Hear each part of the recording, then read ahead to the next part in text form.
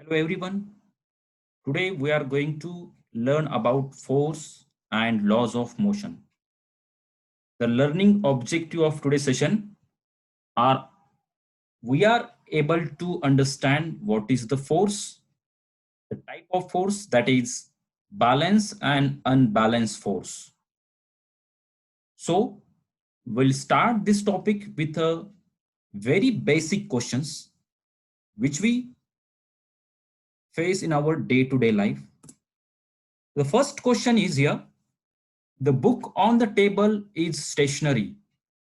That what does the word stationary means? So you can see here on the table the book is kept, right? And it says that the book is in stationary position. Okay, it is a stationary. So what exactly meaning of stationary? Could you give the answer? Yes. Stationary word, it means at rest or not moving. The book is in at rest position or it is not moving. So this is the exact meaning of stationary word which we use here. Next question, a very basic question again. What will you do to move this book? If you want to move this book, what you will do? What will be your action? Obviously, you will apply the force. You need to apply the force to move this book. Okay. So until and unless the force is not applied on the book will not move. It will be in stationary position. Okay, student. Next. Now, the above example shows that force can make a stationary object move. Can you give some examples where force change the shape and size of object? Examples are here. Stretching a rubber band. Okay, for stretching the rubber band, we need to apply the force on the band. Then rubber band can change their shape and size. Next example is squeezing a lemon. If you need to extract the lemon juice from the lemon, we need to apply the force on lemon. Right? These are a very simple activities which we are doing in our day-to-day life which require a force. Right? Next, in previous classes, we learned the definition of force. Force is pull or push is called as the force. Now we'll elaborate this point here in the ninth standard. It is the force that enable us to do any work. To do anything, either we pull or push the object. Therefore, pull or push is called as force. Examples are to open a door, either we push or pull. A drawer is pulled to open it and push to close it. These are very simple tasks, or with the help of these examples, we can conclude that force can either be a pull or a push. We apply force in every passing second, be it while opening a door, writing a book, or while sitting on chair. Okay. But here you have to keep in mind,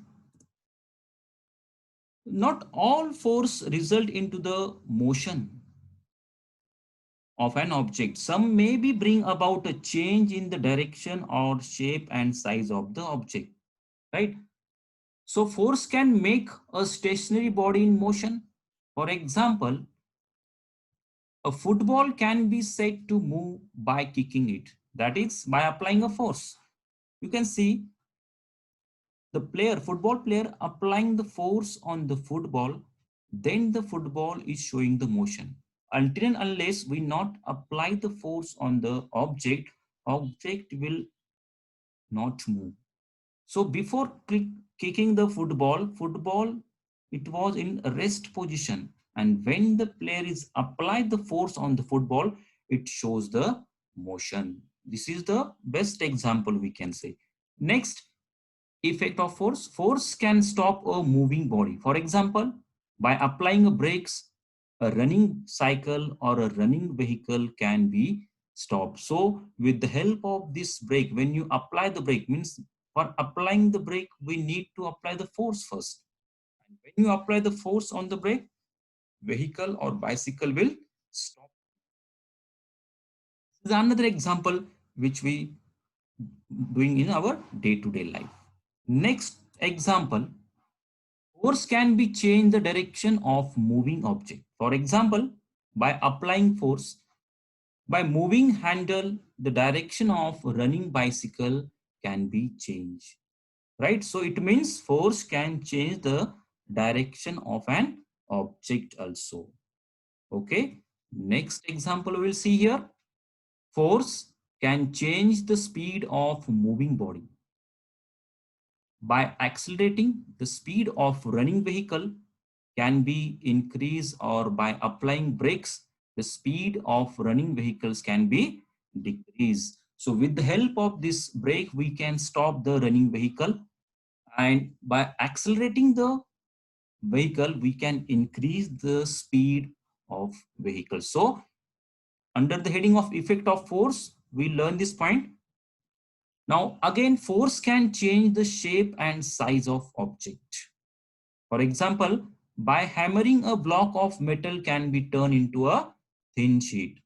By hammering a stone can be broken into a piece. So with the help of this hammer, if you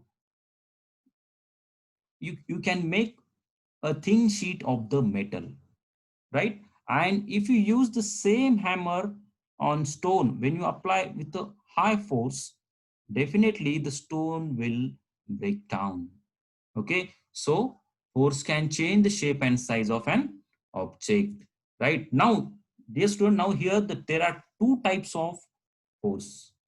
Okay, first one is balance force. Second one is the unbalanced force. So we'll see the balance force first of all. So you can see here, the and girls are playing a tug of war. In the tug of war, if the both team apply similar magnitude of force in opposite direction, rope does not move in either side. So this happens because of balance force, in which resultant of applied force become zero. So both team are applying the similar magnitude of force but in opposite direction. That's why the rope will not move in any either side. Okay. So in the tug of war, both the team apply similar magnitude of force in opposite direction, and balance force do not cause any change of state of object. So balance force are equal in magnitude and opposite in direction. That's why rope will not move from their position. Now we'll see what is the unbalanced force. If the resultant of applied force are greater than zero, the force are called unbalanced force. An object in rest can be moved because of applying unbalanced force. Right? You can see here, the two teams are here. First, A team applying the 500 Newton force and B team applying the 450 Newton force. So obviously the rope will move towards the A team because they apply 500 Newton force. Right, my dear student?